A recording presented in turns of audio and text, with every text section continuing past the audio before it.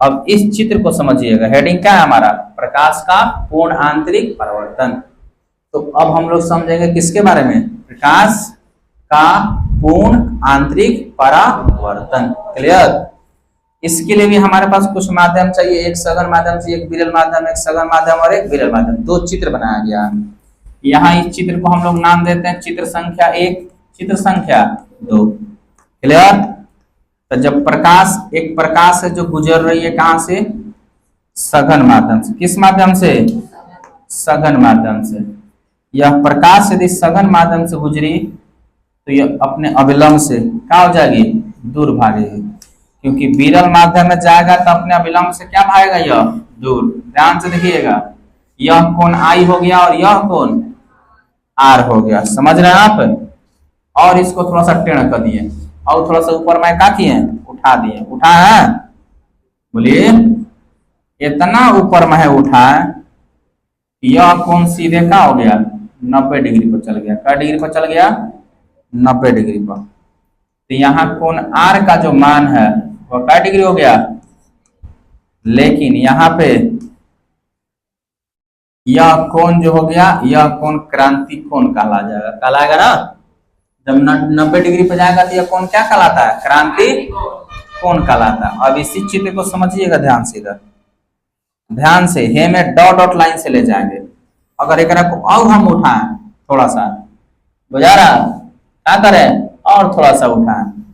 जब और थोड़ा सा उठाएंगे तो यह और नीचे आएगा, आएगा, बोलिए ध्यान से, आएगा ना नीचे, आया ना, बोलिएगा।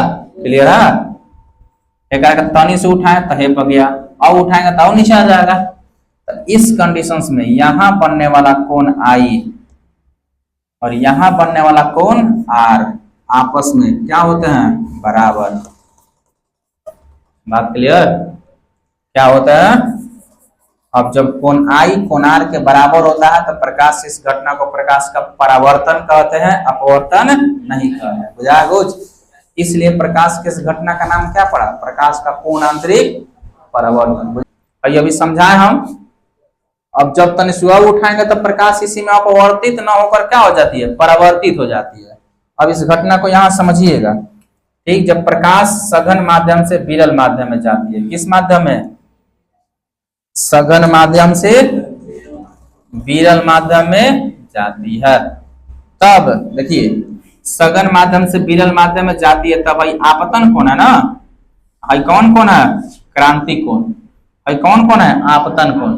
हाई कौन कोण है, तो यहां पे आप कह सकते हैं, ठीक, यहां बनने वाला जो आपतन कोण है, इस आपतन कोण का मान क्रांति कोण के मान से क्या हो, अधिक हो। क्या हो, जब प्रकाश की किरण सघन माध्यम से विरल माध्यम में जाती है तब आपतन कोण का मान क्रांति कोण के मान से अधिक होता है, तब प्रकाश पुनः उसी माध्यम में परावर्तित हो जाती है। क्या होती है, परावर्तित हो जाती है।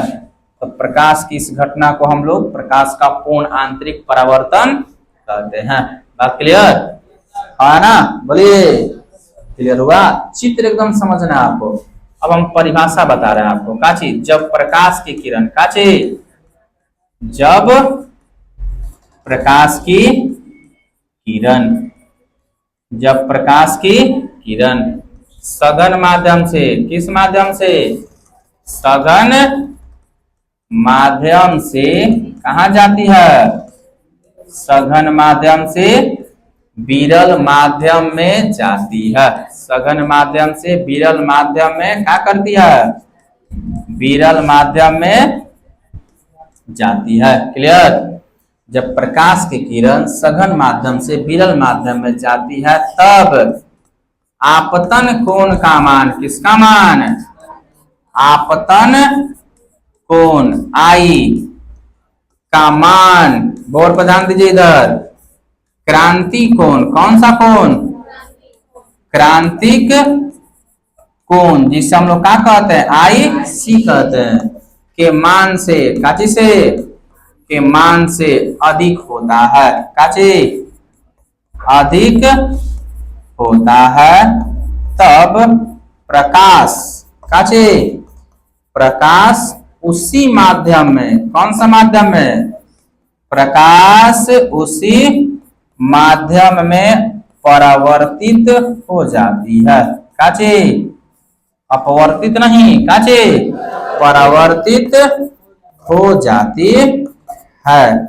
तो प्रकाश के इस घटना को, काचे, तो प्रकाश के इस घटना को, प्रकाश के इस घटना को क्या कहते हैं, प्रकाश का पूर्ण आंतरिक परावर्तन कहते हैं। प्रकाश का पूर्ण आंतरिक परावर्तन, पूर्ण आंतरिक परावर्तन कहते हैं। बात क्लियर हुआ? पूर्ण आंतरिक परावर्तन कहते हैं। समझ में आया? ठीक। जब प्रकाश की किरण सघन माध्यम से विरल माध्यम में जाती है तब आपतन कोण का मान क्रांति कोण के मान से अधिक होता है। क्या होता है? तो प्रकाश पुनः उसी माध्यम यानी सघन माध्यम में क्या हो जाती है, परावर्तित हो जाती है। तो प्रकाश की इस घटना को क्या कहते हैं, प्रकाश का पूर्ण आंतरिक परावर्तन कहते हैं। और इस कंडीशंस में आपतन कोण का मान परावर्तन कोण के मान से क्या हो जाएगा, अधिक हो जाएगा, अधिक बोल रहे हैं काची, बराबर हो जाएगा। क्लियर है? इसके लिए दो शर्तें होती हैं कि प्रकाश का पूर्ण आंतरिक परावर्तन कब हो सकता है। शर्त समझ रहे लोग ना, कंडीशंस। पहला शर्त क्या कहता है कि आपतन कोण का मान क्रांति कोण के मान से क्या होना चाहिए, अधिक होना चाहिए। क्या होना चाहिए? दूसरा क्या कहता है कि प्रकाश हमेशा सघन माध्यम से कहाँ जाना चाहिए, प्रकाश हमेशा सघन माध्यम से, क्या चाहिए, सघन माध्यम से कहा जाना चाहिए, विरल माध्यम में क्या करना चाहिए, जाना चाहिए। बात क्लियर? जाना चाहिए। तो इस कंडीशंस को आप ध्यान से सुन के लिखिएगा। प्रकाश के अपवर्तन के लिए कितने अपवर्तन बोल रहे हैं, प्रकाश के पूर्ण आंतरिक परिवर्तन के लिए कितने शर्त हैं, दो। पहला शर्त, आपतन कोण का मान क्रांति कोण के मान से अधिक होता है या होना चाहिए। क्लियर? दूसरा शर्त कि प्रकाश हमेशा और हमेशा सघन माध्यम से कहाँ गुजरनी चाहिए, विरल माध्यम में गुजरनी चाहिए या गुजरती है, तब प्रकाश का पूर्ण आंतरिक परिवर्तन हो सकता है, अन्यथा नहीं हो सकता। क्लियर? अब इस पे आधारित कुछ घटना देखेंगे हम लोग। क्या देखेंगे? घटनाएं। ठीक। इस पे कितनी घटनाएं आधारित हो सकती हैं, देखिए ध्यान से इधर। काचे घटनाएं, प्रकाश के पूर्ण आंतरिक परिवर्तन पर काचे घटना, कितने घटना इस पे आधारित हो सकता है। मोस्ट इंपोर्टेंट सबसे पहला सवाल आ जाएगा हीरे का चमकना। किसका चमकना? हीरा का चमकना। कौन से घटना के कारण होता है बताइए? हीरा किस घटना के कारण चमकता है? प्रकाश का पूर्ण आंतरिक परावर्तन के कारण हीरा क्या होता है, चमकता है। बात क्लियर? और आप देखे होंगे लोग बारिश के बूंदों का चमकना, बारिश के काचे बूंदों का क्या होता है, चमकना, चमकता है कभी कभी। बुलबुले का चमकना, देखे हैं लोग, बुलबुला, बुलबुले का चमकना, उसमें फिल्म बनता है। फिल्म समझ रहे हैं लोग? रंगीन पट्टी को फिल्म कहते हैं। बुलबुला सरफ उरफ घोल के कभी घामा में रखिएगा तो चमकेगा, कभी हरियर दिखाई देगा, कभी लाल, कभी ब्लू दिखाई देगा ना। तो किस घटना कारण चमकता है? ठीक, प्रकाश के पूर्ण आंतरिक। अब इसका प्रयोग खिलौना में होता है। काची खिलौना या खिलौनों को ठीक रंगीन प्रकाश देने के लिए। किसके लिए? रंगीन प्रकाश देने के लिए किसका प्रयोग किया था? प्रकाश के पूर्ण आंतरिक परावर्तन का। बात क्लियर है? अब यहाँ पे कुछ खिलौने दिखाए गए हैं। एक और घटना लिखते हैं ऑप्टिकल फाइबर में। कौन सा फाइबर? ऑप्टिकल फाइबर में इसका प्रयोग किया था। तो किसके लिए? इंटरनेट ले जाने के लिए। किसके लिए? बात समझ रहे हैं आप? जो नीचे वाला रोडवा किनारा नहीं बिछा था सब, उसमें कौन सी घटना के माध्यम से हम लोग प्रकाश ले जाते हैं? देखिए ऑप्टिकल फाइबर है ये। बात आ समझ में? इसमें प्रकाश को लेके जाया जाता है, या खदानों में जो मजदूर काम करते हैं उन तक प्रकाश कैसे पहुंचाया जाए, इतना लंबा तार तो नहीं ना बिछा सकते हैं, तो ऑप्टिकल फाइबर में बिछा देते हैं और ऑप्टिकल फाइबर किसी एक जगह पे प्रकाश जलाते हैं और प्रकाश परावर्तन होकर क्या होकर परावर्तन, अपवर्तन नहीं, देखिए परावर्तन हो रहा था, ये लंब हो जाएगा ना, आपतन कोण परावर्तन कोण के साथ क्या हो जाएगा, बराबर हो जाएगा, और ये प्रकाश उन मजदूरों तक पहुंचता है। हमारे घर में खिलौना होती है पूरा का पूरा ऑप्टिकल फाइबर का बना होता है, बात आई समझ में। दशहरा मेला में 150 रुपए का मिल जाएगा, इसके नीचे लाइट लगा रहता है और ऊपरवा देखिएगा तो सितारा नहीं है, तारे का जैसा टिम टिम टिम टिम का होता है, चमकता है, प्रकाश नीचे है, तो ये ऑप्टिकल फाइबर है, तो इस ऑप्टिकल फाइबर के माध्यम से परावर्तन हुआ और प्रकाश कहाँ पहुंच गया, ऊपर, और ये रंग बिरंगे जलते हुए क्या होता है, दिखाई देता है।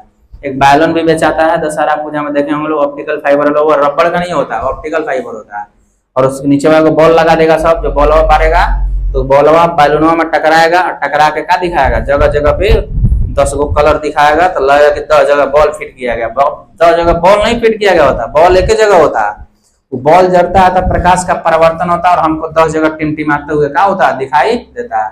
अब 5 रुपए चीज बोल देगा 100 रुपए का भैया, ऑप्टिकल फाइबर की वजह से होता है ये सब चीजें।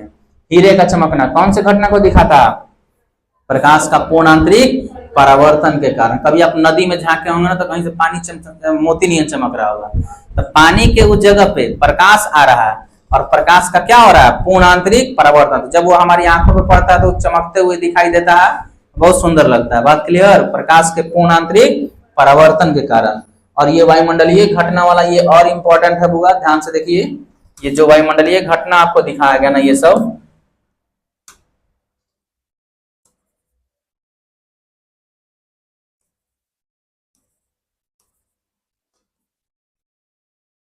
बुझा रहा है बात, हाँ, यह एक पौधा है, क्या है, पौधा, इस पौधा को छोटा कर लेने दीजिए, बुझा रहा है ना, इसको भी तनी छोटा है। जब यह पौधा, ध्यान से देखिए, यह एक पौधा है और यह भी प्रकाश के अपवर्तन का एक बहुत इंपॉर्टेंट घटना है, ठीक। हम किसी पादप वगैरह को देखते हैं, ठीक ना, तो ये पौधा हमारी आंखों से बहुत दूर होता है, बहुत दूर, ठीक। अब इस पौधा जब प्रकाश आता है ना तो ये पड़ता पृथ्वी पर है, कहाँ पड़ता है, पृथ्वी पर, ध्यान दीजिएगा, इस जगह पे पड़ा है ना, ठीक। अब यहां से प्रकाश अपवर्तित होकर कहाँ जाएगा, अपवर्तित नहीं, क्या चीज, परावर्तित होकर कहाँ जाएगा, इस व्यक्ति के आंख पर, बात क्लियर। अब यह व्यक्ति इस पौधा को देखने का क्या करेगा, कोशिश, बात क्लियर। तो जब यह व्यक्ति इस पौधा को देखेगा तो इसको डॉट डॉट लाइन से वह इधर देखेगा, बात क्लियर। तो जब वो देखेगा तो उसको पौधा यहाँ दिखाई देगा, तो पौधे की परछाई दिखाई देती है, क्या दिखाई देती है, परछाई या छाया दिखाई देती है, क्या दिखाई देती है, छाया। और यह छाया पानी की तरह दिखाई देगा, किसकी तरह दिखाई देगा, क्योंकि वस्तु कहाँ है, बहुत दूर है।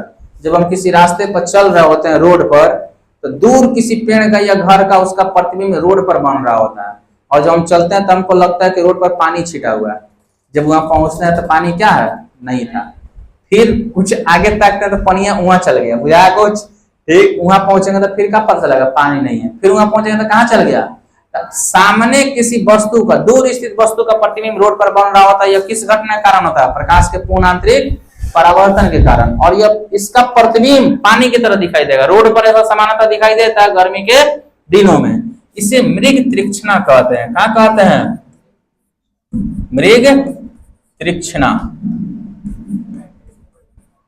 मृग तृक्षणा कहते हैं। और मृग तृक्षणा का मतलब होता है, समझिएगा ध्यान से, ये ज्यादा रेगिस्तान में होता है, कहाँ होता है, रेगिस्तान में, बात क्लियर, जहां मरुस्थल है, कोई जानवर बालू पर ताकेगा दूर दूर तो बालू के कण चमकते हैं, ठीक, तो ताकेगा तो लगेगा कहीं तालाब है, पानी है, जब वो जानवर वहां पहुंचेगा तो पानी नहीं रहेगा, क्योंकि प्रकाश का कौन सी घटना हो रही है, पूर्ण आंतरिक परावर्तन। अब वो जानवर वहां पहुंचेगा तो पता चलेगा पनिया कुछ और दूर चल गया, वो पानी की तलाश में चलते चलते उसको पानी नहीं मिलेगा और प्यास के कारण क्या हो जाएगा, मर जाएगा। जंगलों में, मरुस्थल में बहुत सारे जानवर इस प्रकार से मर जाते हैं और सबसे ज्यादा हिरन इस तलाश में जाती है। इसलिए इस घटना को क्या बोल दिया गया, मृग तृष्णा। मृग मतलब क्या चीज, हिरन। समझ में? तो यह घटना किसके कारण होता है, प्रकाश के पूर्ण आंतरिक परावर्तन के कारण। कंप्लीट है सारी चीजें। इसलिए रोड पर कभी इमेज दिखाई देता है तो वह किसी वस्तु का दिखाए तो पानी नहीं है, हम दूर होते हैं इस चलते वो समझता नहीं, और छाया पानी की तरह दिखाई देती है। क्लियर है ना? अब हम लोग क्लास करेंगे गोलीय लेंस। दर्पण कहां से हुआ, लेंस के बारे में। क्लियर?